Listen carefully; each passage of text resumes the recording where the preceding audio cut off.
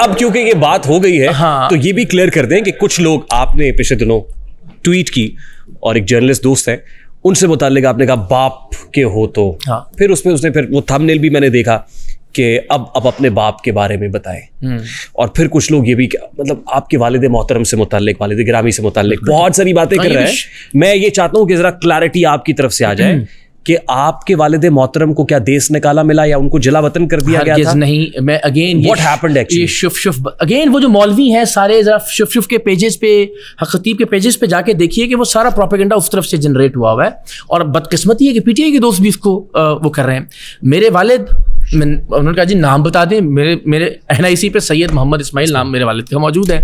اور ظاہر ہے بہت سارے معاملات میں ایسا ہوتا ہے کہ میرے والد اور والدہ کی جب ہم بچپن میں تھے تب علیحدگی ہو گئی اور اس کے بعد وہ ظاہر پاکستان سے باہر بھی ہیں. اور باقی جو یہ اس قسم کی فضولیات دیس نکالا ہے اور کوئی ایف آئی آر ہے, یہ ایون سزائے موت تحقیق کر لیجئے کہ یہ حق خطیب کے مولویوں اور اس کے پیجز پہ موجود ہے. آج سے نہیں ہے, یہ تو 6-8 مہینے سے چل رہا ہے جب سے ہم نے شف کو بے نقاب کرنا شروع کیا تھا. آپ کے والد پاکستان نہیں آ سکتے؟ آ سکتے ہیں, کوئی ایسا قطغن نہیں ہے؟ نہیں, ہرگز نہیں. کوئی جلاوطنی نہیں ہے؟ بالکل نہیں ہے. سزائے موت کا حکم نہیں ہے؟ ہرگز نہیں. جی ہاں بالکل. ہاں, یہ شف کے پلیٹ فارم سے جا کے دیکھیے, آپ کو اندازہ ہو جائے گا. جی السلام علیکم. اقرار بھائی جان, میں الحاج شہزاد رفیق مکہ مدینہ سے آیا ہوں. ماشاء اللہ, ویلکم. میں نے کافی دیکھا ہے کہ آپ کچھ بھی بات کرتے ہیں تو کہتے ہیں کہ جواد احمد جو ہے وہ عمران خان سے 1000 کروڑ گنا. اچھا بھیا, یہ سوال ہو چکا ہے. میں عرض یہ کرنا تھا کہ 2 منٹ باقی کرنا یہی ہے کہ یہ ہے مسئلہ کہ کوئی نہ کوئی چیز تو اس میں ہے نا, کوئی نہ کوئی چیز تو جواد احمد میں ہے نا جو بھائی جان کہتے ہیں کہ وہ اس سے اچھا ہے.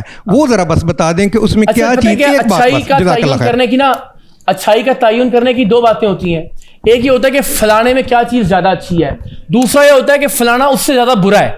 اس کیس میں یہ دوسرا والا آپشن ہے نا کہ بہت سارے معاملات میں خان صاحب ان سے برے ہیں تو اس لیے وہ بیٹر قرار پاتے ہیں.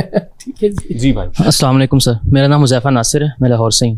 سر ایک تو سر ایک صحافت کا ایک اچھا ہم نے دیکھا کہ اس گھٹن کے ماحول میں بھی اتنی کھلم ایک بالکل آزاد جو ہے وہ گفتگو کر رہے ہیں, بہت زبردست لوگوں کے درمیان میں بہت خوشی بھی مطلب کہ اتنے گھٹن کے ماحول میں بھی اس طرح بات. اور سر لیکن ایک کلیئرٹی نہیں آ رہی مجھے کہ آپ کہہ رہے ہیں کہ عدالتیں جو ہیں غلام ہیں اور عمران خان کی جو آپ ایک لیگیسی ہے ایک کمال کی جو ہے نا, آپ اسے کہہ رہے ہیں کہ وہ سائڈ پہ کر دیا آپ نے تو, اور آپ کہہ رہے ہیں کہ جو ادارہ ہے اسے آپ پیچھے دھکیلیں گے, یہ آپ جو ابھی آپ نے کہا. تو سر آپ کس سے انصاف لیں گے, کون پیچھے دھکیلے گا؟ کوئی ادارہ تو مطلب نظام تو ہے نہیں, انصاف کا نظام آپ کیسے پیچھے دھکیلیں؟ انصاف تو کوئی نہیں مانگ رہا نا, ملے گا. ظاہر ہے وہی بات کہ کل نواز شریف کے خلاف یہی غلام عدالتیں فیصلے کر رہی تھیں, آج عمران خان کے خلاف کر رہی ہیں یہی غلام عدالتیں فیصلے. تو ہم تو یہ نہیں کہہ رہے کہ ان عدالتوں کے ذریعے ہم بھیجیں گے. میں تو کہہ رہا ہوں کہ اگین ادارے کے مقابلے میں ادارہ بنا کر آپ ایک جد و جہد کا آغاز کر سکتے ہیں کہ آہستہ آہستہ وہ عدالتوں کے توسط سے نہیں ہوگا, نہ اس طرح سے ہو سکتا ہے, نہ اس طریقے سے ہو سکتا ہے جیسے عمران خان صاحب کرنے کی کوشش کر رہے ہیں کہ چڑھ دوڑو, گالیاں دو, میر صادق, سوشل میڈیا وغیرہ وغیرہ, ڈٹ گیا, دلیر ہے, نہیں نا.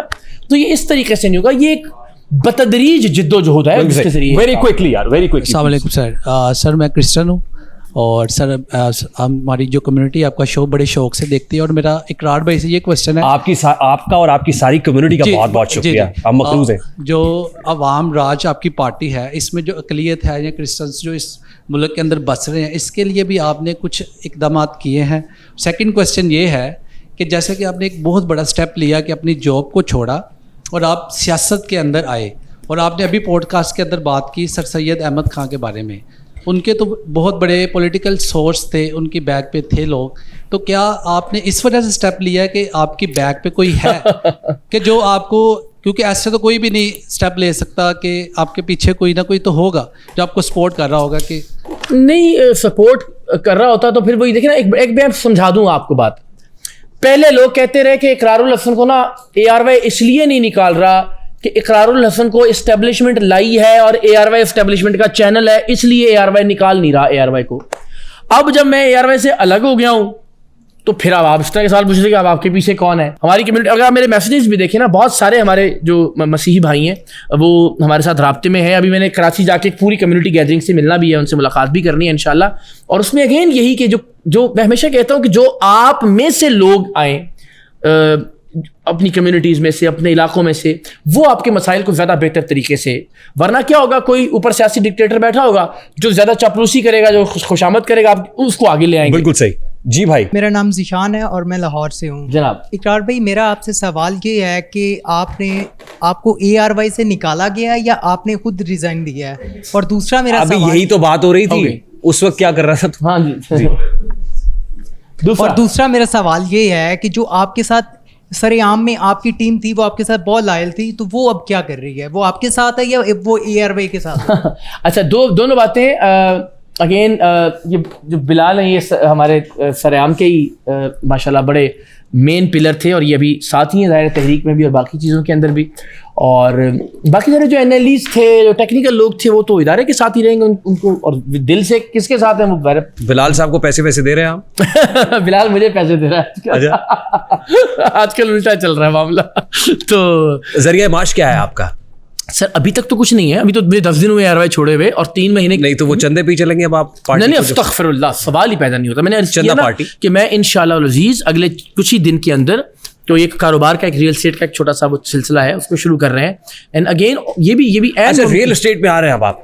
جی, بلکہ آپ کے ساتھ ایک ملاقات بھی اس سلسلے میں ہم انشاءاللہ. اچھا ٹھیک ہے. جی بالکل. اب آپ چونکہ میں آ گیا ہوں, اب آپ تشریف لائیے گا, پھر ہم اس پر بات کریں گے انشاءاللہ. تو کچھ یہ رزق حلال کی جو کچھ آپشنز ہیں وہ نکالنے کی کوشش کریں گے. مزدوری ہے, نوکری ہے, چھوٹا موٹا کوئی کاروبار ہے, بہت سارے پروجیکٹس پہ کام ہو رہا ہے. کسی چینل کو جوائن کرنا ہے این ممکن ہے کہ کوئی بہت سارے رولز ہو سکتے ہیں. فار ایگزامپل رمضان ٹرانسمیشن ہے کسی اس کے لیے, اور پھر آپ جوائن کر لیتے ہیں اور پھر کام کرتے رہتے ہیں. یا بیک اینڈ پہ 25-30 سال کا جو ایکسپیرینس ہے. دیکھیں نا, مجھے نوکری تو چاہیے, مجھے ایک ایسا منتھلی ایک سلسلہ جو گھر کا کچن اور باقی چیزیں چلتی رہے. خان کے خلاف بات کریں, ڈالرز کماتے رہے. یار میں نا اس کو بڑا معیوب سمجھتا ہوں. میں اس لیے سمجھتا ہوں کہ جب آپ کی بات پرپورشنل ہو جائے نا ڈالرز سے, پھر بڑی خرابی ہے. اب دیکھیں, آپ کوئی جھوٹ بولیں نہ بولیں, جو تنخواہ سیٹ ہے فار ایگزامپل وہ مل جائے گی, لیکن جب آپ جتنا زیادہ جھوٹ بولیں گے اتنے زیادہ ویوز ملیں گے, اتنے زیادہ ڈالرز آئیں گے, پھر خرابی پیدا ہونا شروع ہو جاتی ہے. میں سمجھتا ہوں کہ اس سے ہمیں احتراز کرنا چاہیے. سید اقرار الحسن صاحب جناب کیسا لگا؟ بہت اچھا, اللہ تعالیٰ آپ کو سلامت رکھے, خوش رہے. میں جب آیا ہوں تو سچی بات ہے میں نے اس وقت نہیں, لیکن مجھے ٹیمپریچر تھا, میں شدید اس میں تھا, لیکن مجھے بڑا حشاش بشاش کر دیا آپ نے. شکر اللہ کا. خوش رہے. ہم بھی نزلائے ہوئے تھے, لیکن اب وہ نزلے کے آثار بھی نہیں ہیں. تو نشست اچھی رہی, الحمدللہ. بہت شکریہ, تھینک یو ویری مچ. اور میں آپ کو دعوت دیتا ہوں, آپ بھی عوام راج تحریک میں شامل ہوں. آپ جیسے مقررین کی جو گفتگو آپ کر رہے ہیں کہ اقرار الحسن ہی چہرہ نظر آتا ہے, میں آپ کو یقین دلاتا ہوں آپ تشریف لائیے اور آپ چہرہ ہوں گے. آپ بات کیجیے, یا ہم مل کے سب لوگ ایفرٹ کریں کہ ہم ایک ایسا سسٹم اور ایک نظام بنائیں جو پاکستان کے مڈل کلاس کے لوگوں کو بھی آگے لا سکے, عام لوگوں کو بھی آگے لا سکے, جس میں میرٹ ہو, جس میں جمہوریت ہو, اور انشاءاللہ مل کے کرتے ہیں. آپ کا حکم سر آنکھوں پہ اقرار بھائی, thank you very much once again for being with us. ایک ہی مسئلہ ہے, جاتے جاتے صرف یہی کہیں گے کہ صداقت پر جو ہے وہ رہبری تسلیم, مجھے جوہر کانپوری یاد آ گئے کہ وہ کہتے ہیں صداقت پر جو ہے وہ رہبری تسلیم کرتا ہوں, جو سچا رہنما ہے اس کی میں تعظیم کرتا ہوں. کیا کہنے, صداقت پر جو ہے وہ رہبری تسلیم کرتا ہوں, جو سچا رہنما ہے اس کی میں تعظیم کرتا ہوں. تعصب کو بڑھاوا دینے والے رہبروں بولو, ضمیر و ظرف کے سوداگروں اپنی زباں کھولو. تمہارا کام کیا ہے اور یہ کیا کر رہے ہو تم؟ جوانان وطن کے دل میں نفرت بھر رہے ہو تم. ضرورت ہے اجالوں کی اندھیرا کر دیا تم نے, کہ لفظ رہنمائی کو بھی گندا کر دیا تم نے. تجارت کر کے لاشوں کی محل تعمیر کرتے ہو, غریبوں کے لہو سے زندگی میں رنگ بھرتے ہو. کیا کہنے, یہ کمزور آدمی کیا جانور گھبرائے گا تم سے, جیو گے جب تلک شیطان بھی شرمائے گا تم سے. چلایا جنگلی قانون انسانوں کی بستی میں, گرے ہیں مسجد و مندر تمہاری سرپرستی میں. غریبوں کے نگر میں جب بھی قتل عام ہوتا ہے, تمہارے بازوؤں میں حسن لب پہ جام ہوتا ہے. تمہارے ہی اشاروں سے بدن میں آگ لگتی ہے, تمہارے ہی اشاروں سے چمن میں آگ لگتی ہے. اور جوہر کانپوری لکھتے ہیں کہ میں شاعر ہوں, جو دیکھوں گا وہی ہر بار لکھوں گا. تمہیں غدار لکھا ہے, تمہیں غدار لکھوں گا. کیا کہنا.